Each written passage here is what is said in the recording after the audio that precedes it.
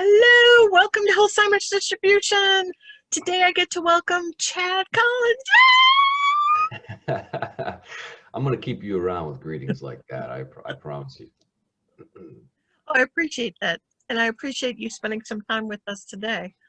So you have a very large repertoire of various TV shows and movies you've done. What's your Uh, favorite? yeah. Oh man, a favorite. You're gonna make me choose between my babies, aren't you? All right, all right. What are Oh, your top favorite? Top five. uh, I'll go with the most recent. I feel like my favorite project is always the last one I did because those are the freshest memories. So, I'm always grateful to be a part of the Sniper military action movie franchise for Sony. I've done 5 of those movies over the last 10 years with Tom Berenger and Billy Zane and the wonderful folks at Sony. We just released Sniper Assassin's End this past summer, which was a blast to do, and it was pretty well received, and probably the best one we've done yet. Call of Duty Modern Warfare. I play one of the lead characters in that game that's still going strong out there. So I play Alex Echo 3-1. So that's been, as a gamer my whole life, that was a total bucket list role for me, to be a part of not just a video game in general, but one of the biggest video game franchises on the planet. Doing my soldier thing, which was a total blast. But me and you go way back. So obviously Once Upon a Time was a great role, playing Frankenstein's monster. And I'm grateful for every role. As an actor, sometimes they can be few and far between. So those are some of my top 3 favorites for sure. So are you working during this pandemic? Is there anything you can sort of hint at? Yeah, work's been a little scant this year just because of the up and down world we live in right now. But I was able to hop on a sci-fi thriller independent film that a lovely co-star and friend of mine, Chelsea Edmondson, she was a producer on this project in a starring lead role, and so she asked me to come aboard. And so we just filmed that the last few weeks in this new COVID universe. We got through it, and everybody's happy and healthy, and we had a lot of fun. And hopefully I Great. can share some details on that with everyone real soon. Oh, great. Yeah, we'll try and post updates always. Now, I've heard that you actually go on and play Call of Duty with the fans. Is that true? I do, yeah. One of the best things to kind of come out of this whole pandemic, and you know me, I love to engage the fans. We've been at conventions together. I've been, at your booth with your awesome friends and helpers there many times in San Diego Comic-Con and in other places too. And I Star love it. Fury. Yeah, Star Fury, I owe a lot of my convention appearances to you, so I'm forever grateful for that because it gives me the opportunity to meet these wonderful people from all across the world. I love it. And if social media is the way that I can do it, I try to do it the best that I can. In person is always so much more wonderful. Um, so that's definitely something that, I always love to do. And I'm talking myself in circles to the point where I forgot your original question. It's Did early. you do you play with Yes, fans on Call of Duty? that's where I was going. I started streaming on Twitch this pandemic. When the pandemic hit and everybody was forced to sit at home, I said, well, hey, I should play more of the video game that I'm in, right? And luckily, that video game has a humongous global following. It has a humongous fan base, player base. And the cool thing about it is, you put on your headset, your microphone, you're playing for people with all around the world. And so I started Twitch streaming to say, hey, I play the guy Alex Echo 3-1. Nice to meet you. I just found it as a really cool new way to engage with fans, not just here and my own personal friends, but around the world because of the popularity of this game. So I've been streaming. It's been a lot of trial and error in the beginning, but I feel like I've got it dialed in now, and we have a blast over there on Twitch, Oh, that's uh, streaming Call of Duty. Yeah. yeah. We've heard a lot of positive feedback. In fact, one of my friend's sons has played with you, and he was like, "Okay, okay, bring it down." And I'm like, "All Very cool. right." So yeah, People get attached to these video game characters. It's one thing to watch Thor or Captain America run across the screen, but you're not invited into their world the way you are in a video game. In the video game, you are making the decisions. You yeah, are in their shoes, and you're there's an part of it. attachment there. And so you can understand how the fans just fall in love with these video game characters because they feel like they share an experience with them. So it's been a really cool thing to be a part of. Yeah, it's even more of a one-on-one than television or movie. So it's great that you're giving them that extra view of Alex. So Yeah, good on you. thank you. All right. So this is from Shooter, I believe, or yes, this picture. This is from, oh, that picture is that's, man, I think that's a Sniper Legacy. I think that was the second Sniper movie that I did. We shot that over in Bulgaria and Santorini. And you've done a bunch of those, yes? Yes, so 5 total over 10 years, which is just a mind-blowing number. But of course, I play the lead role, Brandon Beckett, son of Tom Berenger's character, Thomas Beckett. And man, I think we've done, that was the 8th or 9th one total in the Sniper franchise series going back to '92. And so like I said, I've done the last 5, and hopefully we've got more on the way. Brandon Beckett is still above ground, fighting the good fight. That's great. I was wondering because I really enjoyed that series. So, but I started with Tom, so he's a little bit more. I started with Tom. He's I knew he was my dad.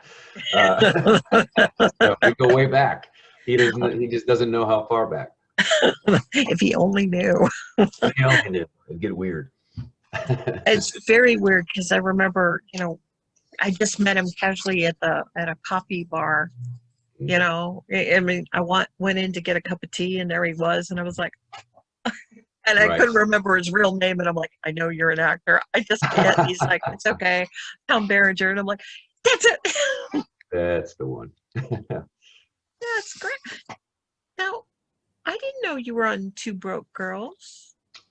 How was that experience? I did an episode of Two Broke Girls. It was my first sitcom experience, which is a totally different animal with the live audience and everything else. So I had a blast. It was so much fun. They covered me in these really weird, transfer of like bad tattoos of like koi fish and dragons and stuff. And I got to play some celebrity chef type character who specialized in bacon. It was totally insane, but that show was insane. And the 2 women leads were so lovely, as was the entire cast, and it was a really, really fun experience for me. Oh, that's great. Yeah, I remember watching it thinking, this is a wonderful show. I wish it had lasted longer. So, for shows these days, getting canceled after 1 or 2 seasons, I think they went like 6 or 7, so I feel like that was a huge success. I know. So, but yeah, I was happy to be a part of it while it was still on. Oh yeah, that's great. It's just wonderful. Mm-hmm. Now I've seen you at conventions. You're great there, and I've seen you. You're acting and that, and now your voiceover gaming stuff. What do you like the best? Which of those of your career do you like doing the most? You know what? It's really fun. I had done TV, film, and I always love, obviously, those projects. To step into a video game in this way was a brand new experience. That kind of sent me down the voiceover path a little bit more. In fact, I just recorded my very first audiobook a couple months ago, and that's going to be coming out very soon. I actually think I can say something now. It's a classic book from the 60s, a modern classic, a modern Western classic called The Power of the Dog by Thomas Savage. They're adapting it into a Netflix movie with Benedict Cumberbatch, Kirsten Dunst, and a few other high-profile actors. This is a much beloved book, and I got a chance to go in there and narrate the entire thing, which will be on Audible soon. So that was really a fun new experience. And I think that's what's cool about being an actor, is whether it's an audio book or doing a video game or a television show or a film, there's so many ways that you can be creative and everything. So I am always grateful for the new opportunity to learn and try on some different shoes. And this year's been really fun. Voiceover is the one industry this year that didn't get as crippled in terms of the pandemic and stuff. So it's been fun to be a little bit more active and a little bit more busy in the voiceover world. Oh, that's great. Yeah. I mean, I've seen a lot of creative things happen this year with that. And I have a couple of friends that have done shorts where it's just them or just one character they're kind of following around. So it's been a very creative year, I think, for some people. Well, it's amazing, right? Humans just find a way to adapt and survive and thrive regardless, right? Which is very, very cool to see always. You know, if you asked me, I never would have been doing this if it weren't for this year. Yeah. And the same with me with Twitch. I always thought Twitch streaming was cool. I always thought it was really, really fun Mm-hmm. for people. Mm-hmm. But if I didn't have the free time, we won't say unemployed, free time, I would have never, ventured into that arena. And now I love it. And now I do it, several days a week, every single week. And it's introduced me to a whole new group of amazing friends who love Call of Duty. And, I get to play with these people, and talk about Call of Duty and play games with them. And then they get curious and they go and watch the sniper movies. People who've been longtime sniper fans have now all gone and bought Call of Duty and are playing video games for the first time. So it's been a really cool Worlds Collide event for me, being able to Twitch stream and see all the fun stuff that's come out of that. Oh yeah, that's great. And you have a website that talks about all your projects, and I'm assuming there'll be announcements when these projects drop. So we'll link it below. So check that out. And you also sell your autograph there, don't you? Yeah, I have. Unfortunately, we can't do conventions. I had a lot of conventions scheduled this year, and they got pushed. They were all holding on that hope, that things would calm down and we could have the face-to-face, party that we always have at these conventions. But unfortunately, they're pushed indefinitely, into next year with everybody's fingers crossed that we can get back to it. So, yeah, I started to put up autographs and other things, up on my website for anybody who still wants to get those things, even though we can't do it in person. It's just chadmichaelcollins.com. I do cameos, personalized videos and stuff like that. Just all fun ways to be able to keep connecting with the fans and get them whatever they want. And I also, the Twitch stream has been going so well that I actually started a line of merchandise myself, just simple t-shirts and mugs. In fact, I'm drinking out of my Alex's Army mug right now. There you go. Hey, hey, I got a little logo. I call doing pins for you, because we're doing some pins on our own That would be amazing. I mean, right now, I just kept it really simple, and the fans have been so wonderful with picking up the odd t-shirt and the mug and sticker and stuff like that. But like, we could certainly do some pins. I think pins are a fantastic little tchotchke that I can offer to people. So we'll talk. We'll talk. Oh yeah, because we've got some other projects in the works. So yeah, we can make this happen, people. That's great. I'm glad you're doing okay this year. It's been really interesting talking to creative people and finding out how they're trying to reinvent or be creative outside the box this year. So yeah, and it's also allowed me to focus on a few more of the producing projects, because I think as an actor, the more you know, the better actor you'll become. And so I've wanted to step into producing more things. Obviously, that's always great as an actor, because if you produce something, you can shoehorn yourself into a role on it, which is kind of my overall plan. But, we've got a television show that we've been developing for a couple of years. That's getting some nice traction. Hopefully some big news will pop on that in 2021, and some other stuff. So I've been learning a lot.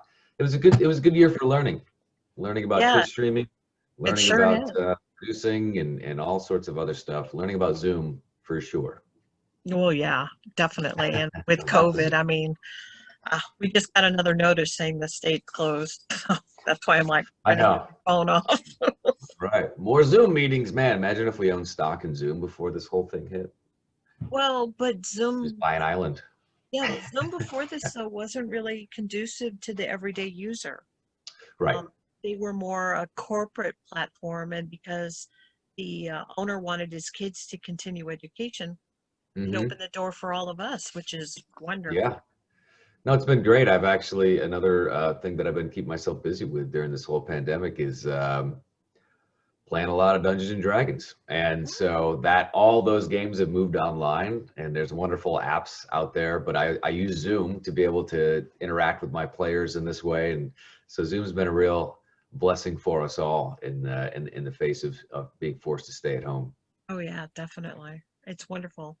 In fact, I've seen a couple of plays done on Zoom. No kidding. Oh yeah, where they're doing different parts, and they got an editor so it'd be like one actor or two actors, and they try and mesh the scene, and it's been really really cool. So yeah, That's cool. something to think about. Yeah. No, I've been able to there's a great organization called Scripts Gone Wild, Mhm. and they bring actors in, and they set up a big Zoom meeting, and they go live on YouTube, and we read classic scripts. I read Dirty Dancing. I was a part of their Terminator read, and they do it for charity, which is really, really fun. So that's those live reads and those live streams have been really, really cool to offer to people when there's no chance for the face-to-face. Oh, that's awesome. Well, I want to thank you for your time today. Anything else you want to talk about before we go? No, I think that's a good catch up on my 2020, and it's great Yeah. to see your face as always. Usually, we do it in person, but I'll take a Zoom Mary Lee meeting any Yeah. day. Oh, well, thank you. And thank you for sharing your 2020 with us. We'll Well, talk to you soon. thank you Okay? for having me. All right. Bye, Mary Lee. Bye-bye.